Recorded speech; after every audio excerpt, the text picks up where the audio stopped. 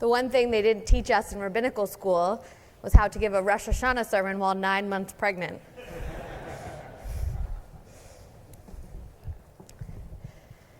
Picture this. A young woman, about 24 years old, sits in a sanctuary in Jerusalem with people singing all around her. The sanctuary is relatively modern, but she knows that the area surrounding her is anything but. She is just a few miles from the old city, from the sites of the first and the second temples, land that some people believe is the holiest on earth. It is a place where many feel spiritual, enlightened, connected to their tradition and their past. Yet she feels lost and confused, hoping she did not make a huge mistake. As you're probably guessing, this young woman is me. A few days after I arrived in Jerusalem for my very first year of rabbinical school. You see, one of the first things we did as a class together was pray. We gathered in the sanctuary, a room which would soon become incredibly familiar and comforting to me. And we joined together in Kabbalat Shabbat services. The melodies were beautiful. The words were uplifting. And yet, I had a nagging feeling that I was in the wrong place. I looked to my left, I looked to my right, and I saw my new classmates seriously engaged in the act of prayer. Their bodies were in tune with the music, and they had a concentration that I had never seen before in services. And here I was, singing along to the words, but feeling like a total imposter. Among the most spiritual people that I had ever met in my entire life. I had so many questions about prayer and my own theological beliefs, and everyone around me seemed to have it all figured out. Those first few days in Jerusalem were challenging for me, as I tried to reconcile what I thought rabbinical school would be like versus what it actually was. I wanted to create meaningful and supportive communities, to heal the world through Jewish values, and to sit by someone's side when they were ill or had lost a loved one. But I was not prepared to be confronted by such challenging theological doubts on my very first day. After a few months, however, I realized that I was not alone in feeling this way. I opened up to my classmates and realized that many of us were in the exact same boat.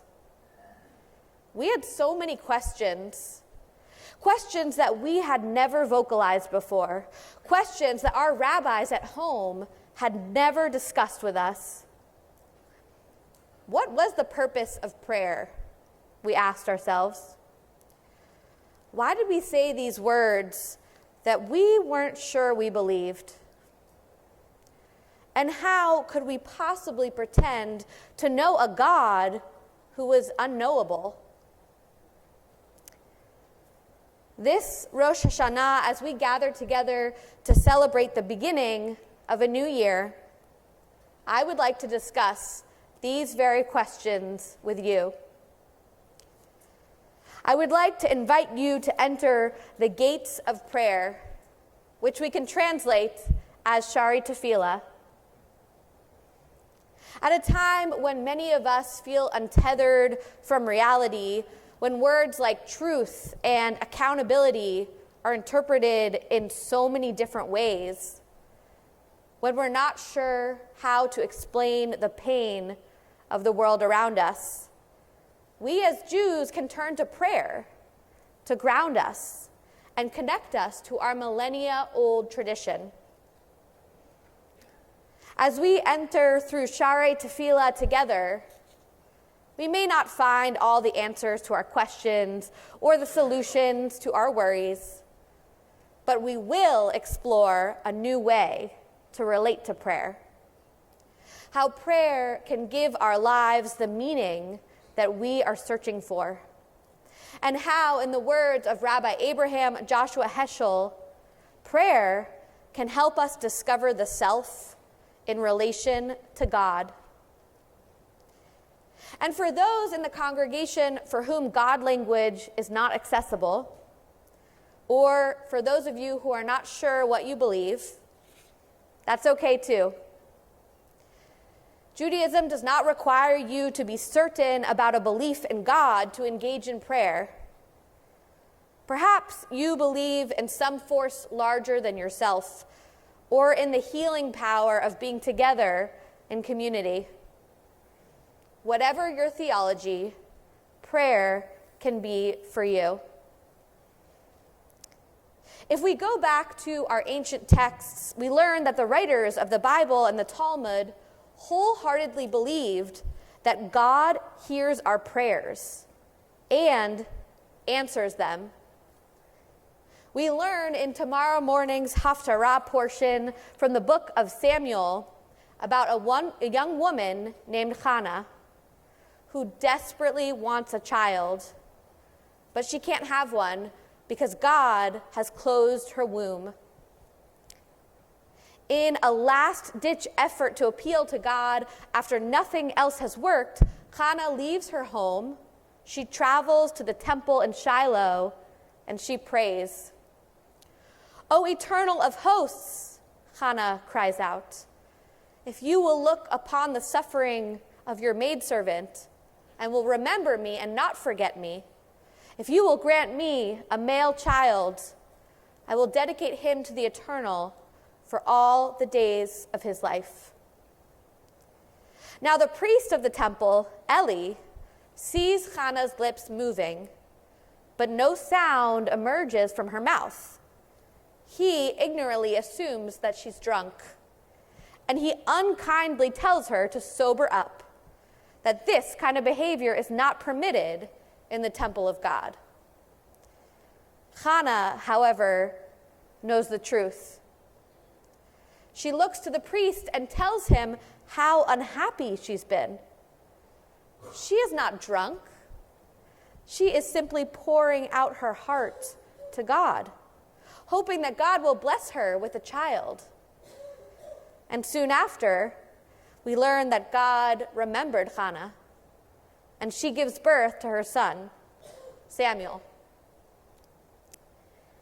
This story is the first instance in the Bible where we witness a woman praying.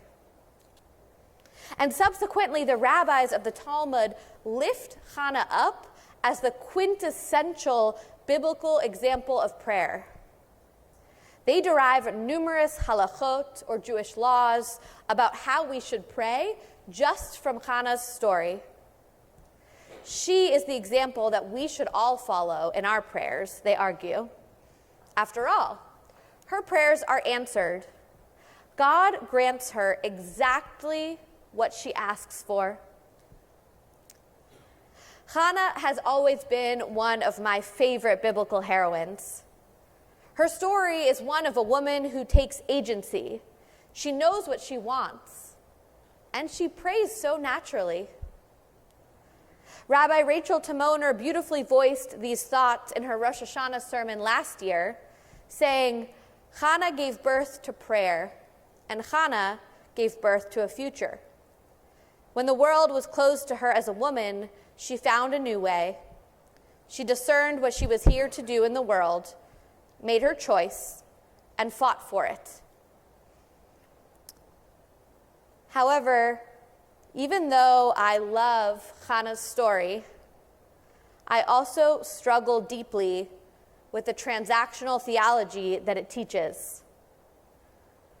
Prayer alone does not conquer infertility or cancer or depression. We live in a world of anti-Semitism, genocide, racism. Bad things happen to good people. And for the Mets fans out there, we even prayed for a turnaround after the All-Star break. And we know for a fact that those prayers were not answered. All this being said, whether or not we believe that God hears our prayers and answers them, how can we engage in meaningful prayer in the year 5784? First of all, we must acknowledge that prayer is multifaceted. There are many ways and many reasons to pray. It is not only intellectual, a way of speaking about God, or a way to get what we want in the world, but a practice of the entire body to be in tune with ourselves, our tradition, and a force that is larger than ourselves. As we read in the book of Psalms, Kol atzmotai tomarna Adonai, all my limbs shall say, who is like you, Eternal One? The psalmist, in his wisdom, knows that when we fully inhabit our bodies in prayer, when we are completely aware of ourselves, we will find new meaning in the act of prayer. We will find that the divine, or maybe something larger than ourselves, is on the other side. Tonight and throughout these days of awe, perhaps we can think about prayer through the lens of our bodies in 4 distinct modes. Tfilat HaRosh, the prayer of the head. Tfilat HaLev, the prayer of the heart. Tfilat HaKol, the prayer of the voice. And Tfilat HaRaglaim, the prayer of the feet. Head, heart, voice, feet. Let's begin with what I am calling Tfilat HaRosh, the prayer of the head. This is the type of prayer that we as Jews are most familiar with, the type of prayer that we expect to experience when we come to synagogue. The words have been laid out for us in prayer books by our ancestors, in what liturgist Rabbi Larry Hoffman calls our Jewish Diary of the Centuries, a collection of prayers composed by generations of those who came before us, as they endeavored to express the meaning of their lives and their relationship to God. And we know, because we personally have experienced it, that this type of prayer can be incredibly moving and can even inspire us to take action. The Mishaberach prayer, for example, that we just sang, asks God to heal our loved ones who are sick. We share their names aloud in our congregation, but we don't sit around and wait for God to bring peace and recovery to those who are ill. After we pray for them, we visit them in the hospital. We bring them our grandmother's famous chicken soup, and we call them so that they feel less alone. Our prayers inspire us to act, perhaps on God's behalf, to bring healing into this broken world. Tfilat HaRosh, the prayer of the head, is moving because it is often done in community, when we are surrounded by people with a common history who are saying the exact same words that we are. For example, we cannot say the Kaddish without a minyan of 10 Jews, reminding us that we are not alone in the circuitous path of mourning a loved one. If we look at the fixed liturgy of Rosh Hashanah, such as Avinu Malkeinu, we see that the prayer is written in the Anachnu, or the we form. Avinu Malkeinu, we have strayed and sinned before you. Avinu Malkeinu, have compassion on us and on our families. Avinu Malkeinu, answer us with grace, for our deeds are wanting. Save us through acts of justice and love. This emphasis on the collective rather than the individual reminds us that we are not alone in the messiness of life. It reminds us that we have all missed the mark over the course of the past year, and that we are deserving of grace and love as we make the effort to return to our higher selves. And the rabbis teach us that prayer of the head is futile when we do not add the proper kavanah, or intention. We could show up for this service tonight and say every single word in our machzor correctly. And yet, when we don't have the proper intention, when we don't focus our hearts and on our own processes of repentance and renewal, it is as if we did not pray at all. We may not understand every Hebrew word in front of us, but I've come to know that it doesn't really matter. It is our kavanah that matters, our intention to start the new year as the best versions of ourselves, turning back to ourselves and to God. Our second mode of prayer is Tfilat Halev, the prayer of the heart. This is the spontaneous prayer in our biblical stories, the prayer that we learn from Hannah in the book of Samuel.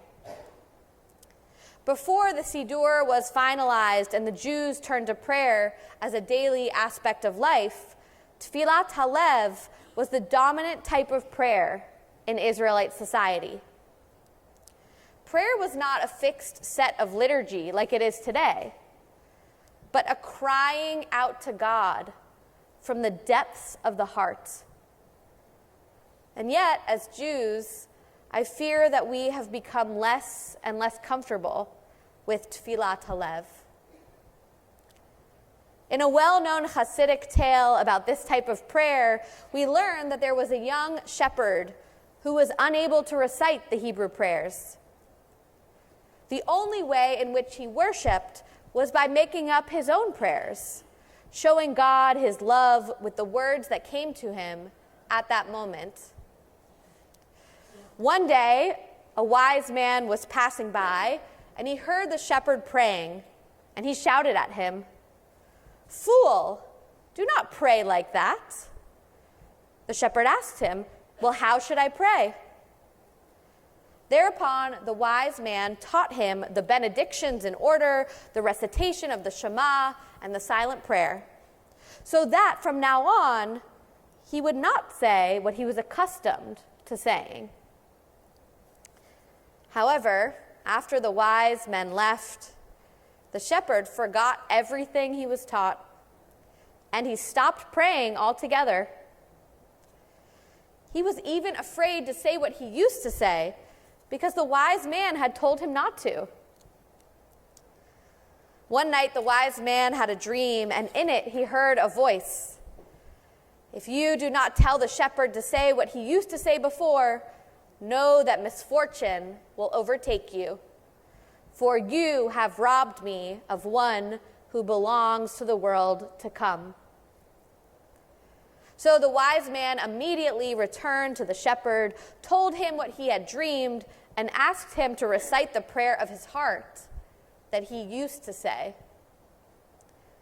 Let humankind think good thoughts, the story teaches, and let these thoughts be turned to the Holy One. How many of us in our own lives have been like this shepherd? How many of us have been afraid to utter the thoughts in our heads and the words of our hearts for fear that they are not the right ones?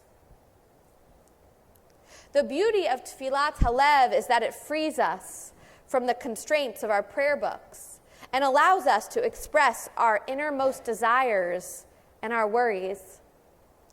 It opens us up to a dialogue with God, with the universe, with ourselves, being vulnerable in a way that we very rarely are. In this way, Tfilat Halev is challenging. It requires a great deal of courage. But I believe that when we meet this challenge, when we look within our hearts for the words that we want to say, we will be changed by this experience of opening ourselves up to God. We will emerge better people from this type of prayer, more open to the world around us, with a greater sense of empathy than we've ever had before.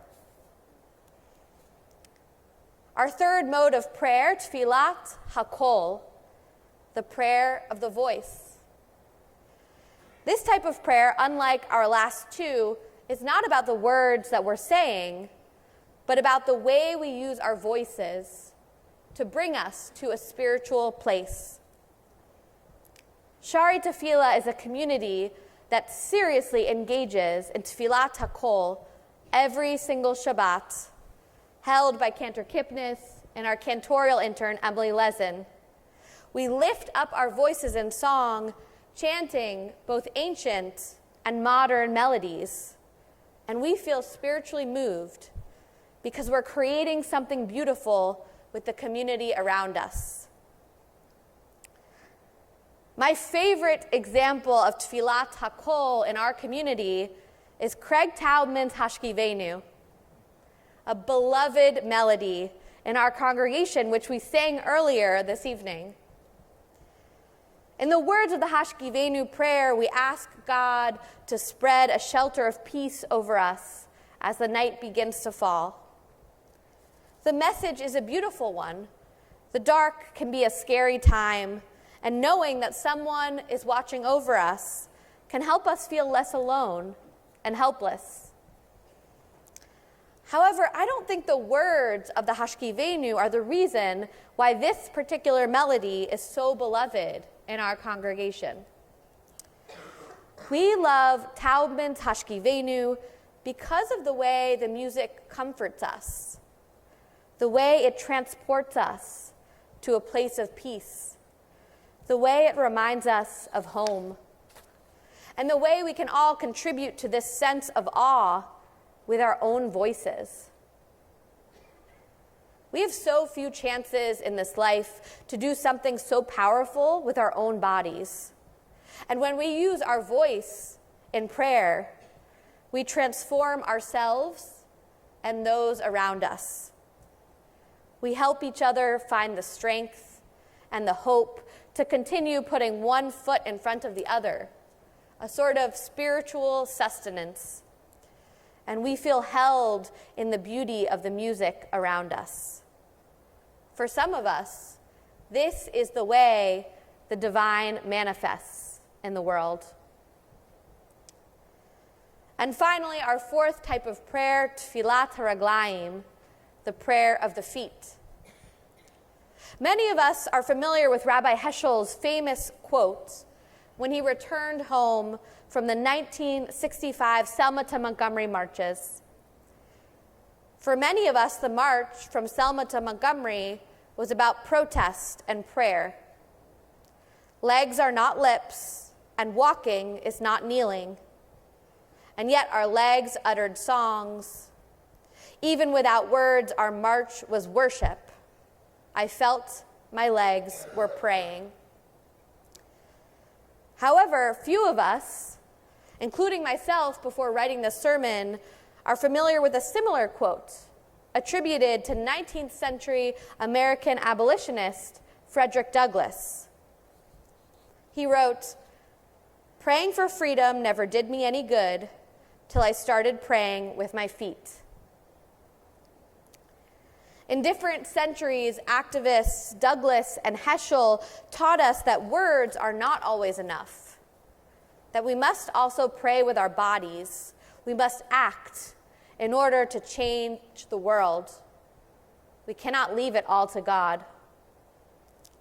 We even see this sentiment echoed in our prayer book, a reflection of Reformed Jewish theology in a quote from 4th century theologian and philosopher St. Augustine. "Pray as though everything depended on God. Work as though everything depended on you.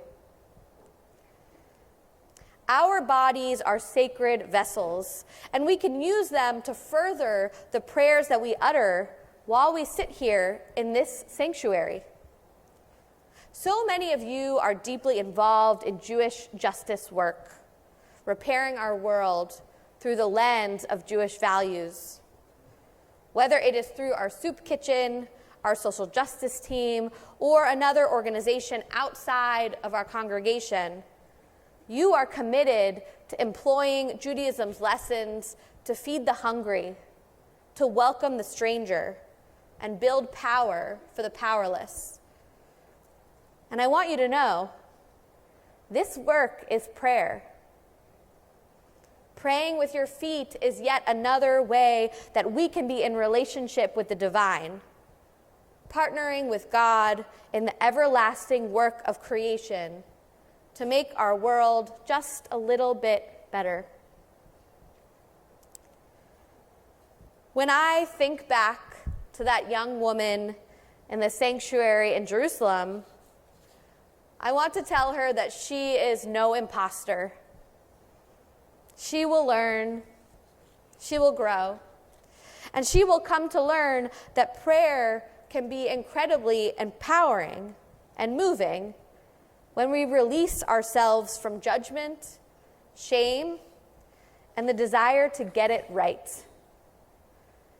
So I invite you over the next few days to be curious, to listen to your bodies, your head, your heart, your voice, and your feet. To explore which kinds of prayer speak to you, and then to really engage in them in a meaningful way. Because when we pray in a way that is meaningful to us, when we find a mode of prayer that works for us, we can open up a whole new world. We find meaning, we find connection, we find purpose. And perhaps we even discover ourselves in relation to God. On this Rosh Hashanah, may we all be blessed to enter through one of the many gates of prayer, through Shaaray Tefila. Shana Tova.